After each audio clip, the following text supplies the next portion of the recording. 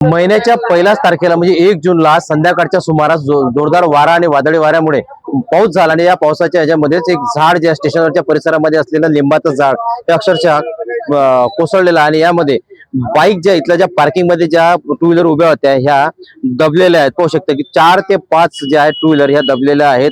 हे झाड जे त्या ठिकाणी होतं ते झाड जे आहे झाड वारा जो सुटला वादळी वाऱ्यामुळे हे झाड पडला आणि या झाडा पडल्यामुळे या ठिकाणी ह्या बाईक ज्या आहेत म्हणजे टू व्हीलर ज्या आहेत त्या टू व्हीलर अक्षरशः या ठिकाणी दबलेल्या आहेत. कोणाच्या आहे माहित नाही.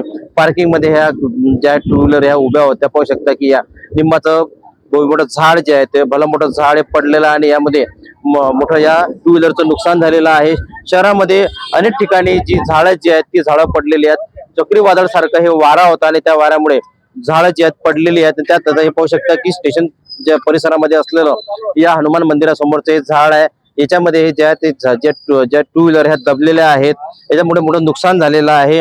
अजूनही परिस्थिती तशीच कायम आहे कारण काय अजूनही वारा जो सुरू आहे वातावरण अजूनही पावसाचं आहे. संध्याकाळी जो जोरदार वारा आणि पावसामुळे अनेक ठिकाणी नुकसान झालेलं आहे आणि आपण जे पाहू शकतो की अकोला शहरातल्या या स्टेशन परिसरामध्ये ही झाड पडून जे आहे त्या टू व्हीलरचं नुकसान झालेलं आहे. पण अजूनही सध्या परिस्थिती अशी आहे की आणि वारा जो आहे तो अजूनही वारा सुरू आहे.